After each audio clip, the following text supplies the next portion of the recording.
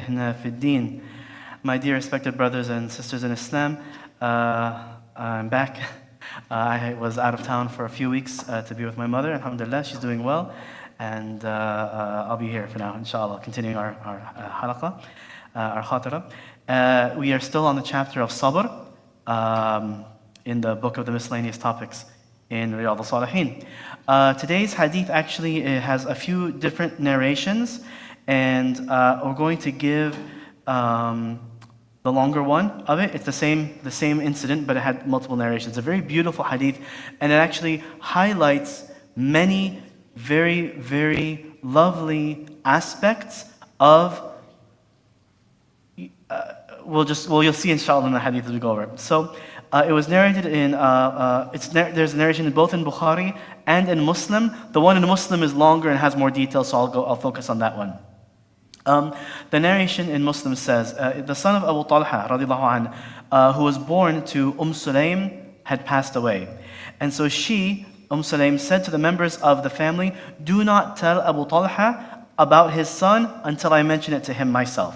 So she didn't want anyone to say anything to Abu Talha about the passing of his son.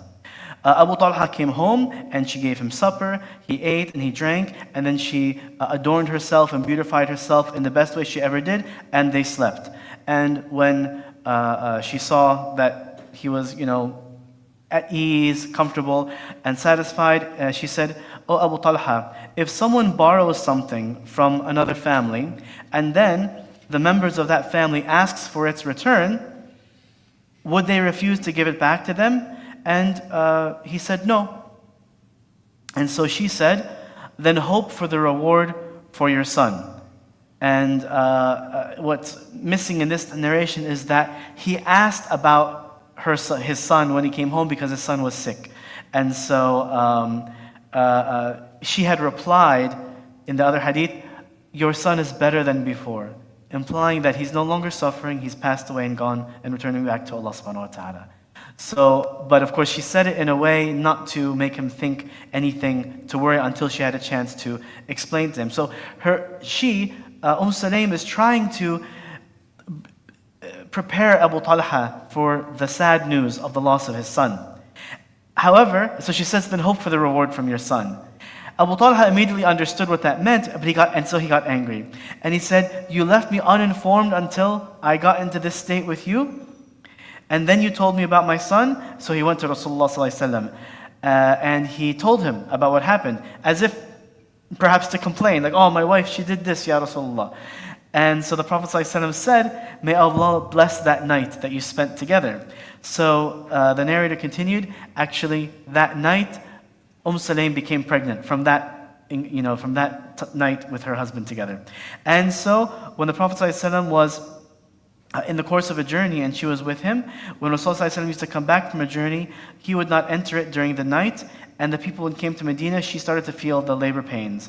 So Abu Talha remained with her, and Rasulullah ﷺ proceeded on. So in other words, one night, both Abu Talha and Sulaym were traveling with the Prophet ﷺ, and that's when she began to give birth, right as they were about to enter Medina.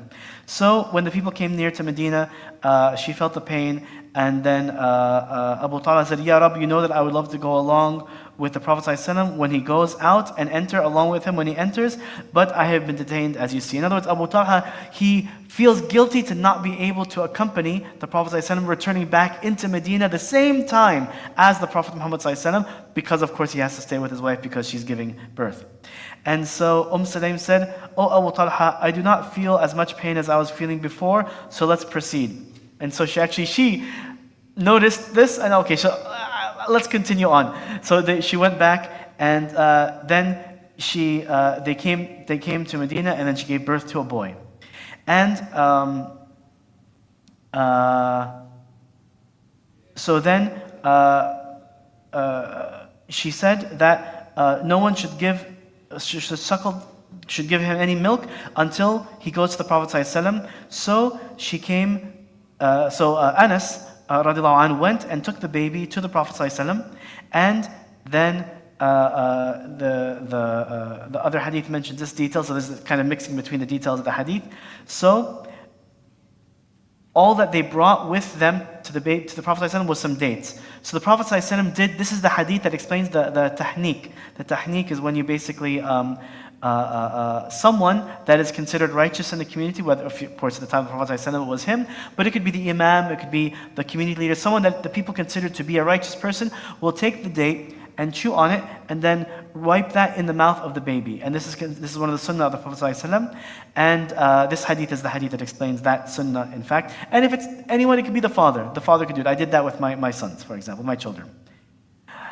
So let's wrap all of this up, because it's a beautiful hadith, a beautiful story, very interesting, because it's one of the many hadith that highlights the extreme intelligence and wisdom of the Sahabiyat, the female companions of the Prophet ﷺ. Sulaym knew that Abu Talha would be upset with the loss of his son. Who would not be? And she wanted to find out, how can I best break the news to him? Well, let me, not tell him just when he comes back home, because there's nothing that he can do. Let's have the night together. Perhaps, and it must be that her thinking was, she was hoping that Allah would cause another child to come from the night that they would spend together. So this is part of her intelligence, and she must have made dua for that. You can imagine all of these things, the good wife is always thinking in these ways. And so she planned for it, she made herself beautiful for him, he just came back, so they spent the night together. Then she tried to put it in context. If someone gives you something and then later asks for it back because it was a loan, and so Abu Talha said, of course we should give it back if we borrow something. So she mentioned that even our children are an amana and a trust given to us by Allah. Your son has returned back to Allah. But even still he became upset, but he must have understood it. He must have understood it, although he was upset. And then the rest of the hadith was narrated. So the beautiful thing is, we should have wisdom with how we communicate to people. Sometimes it's nice to be straightforward, but if you know that someone could use a reminder, try to inform them with the reminder.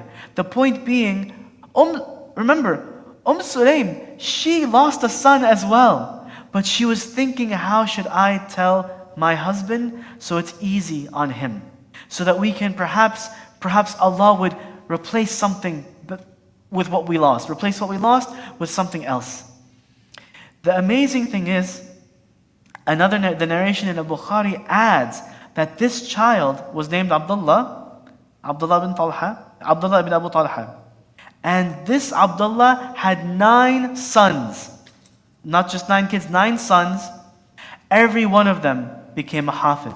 So this was from the generation of the companions and the tabi'een. They were all huffaz. 9 children from the grandchildren of Abu Talha. So in other words, Allah subhanahu wa ta'ala brought a lot of khair from this test that He put Abu Talha and Sulaym through. Subhanallah.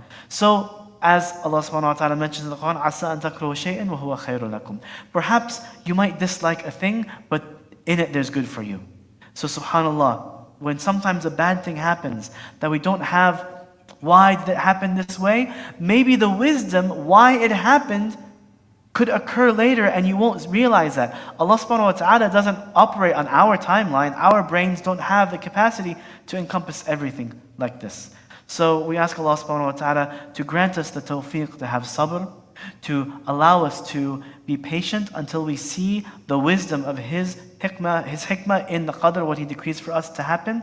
And we ask Allah subhanahu wa ta'ala for the very best in the dunya and in the akhirah. Before I wrap up, there's some idea that we've been having and talking about. I personally have a strong interest in astronomy, the science of astronomy, stars, space, planets, galaxies, things like that. And the Quran and Sunnah talks a lot about the natural world, science, nature, the planets, the stars, the moon, things like that. I always found it a very big boost to my iman anytime I learned something about astronomy, and it became my favorite topic in my hobby. So I'm thinking of doing, on and off again, a halaqa or khatira like this, but focused on the science and Islam, basically bringing together the topics of nature and Islam, showing how Allah subhanahu wa ta'ala mentions something in the Quran, but not just about like the miracles and the proofs, but how do we take our knowledge and understanding of the universe around us and couple that to increase us in our iman. And there's countless things that we can do for this. So I'm thinking about this. If you're interested, let me know. But I'm thinking about doing that as well. We'll continue this one, but also maybe doing that one from time to time, something like that, inshallah. So inshallah, jazakumullah khair, subhanakallah wa hamdik, wa ashhadu an la ilaha illa ant, wa astaghfiruka wa atubu ilayk. We ask Allah subhanahu wa ta'ala to grant relief to our brothers and sisters in Gaza and the rest of Palestine, to make this a lasting peace and tranquility for them, to allow them to come back to a sense of normal lifestyle, to end the oppression, to end the fighting and the struggling, the infighting, and the instigators of problems that are there in Palestine, in Sudan, in Yemen, throughout the world, in all the places that we know and that we don't know. We ask Allah subhanahu wa ta'ala to descend peace and maghfirah and rahmah to everybody, inshallah. And we ask Allah subhanahu wa ta'ala for the very best in the dunya and the akhirah. Rabbana atina fi dunya hasana wa fil akhirati hasana wa qina adhab an-nar. Jazakumullah khair. Assalamu alaikum wa rahmatullahi wa barakatuh.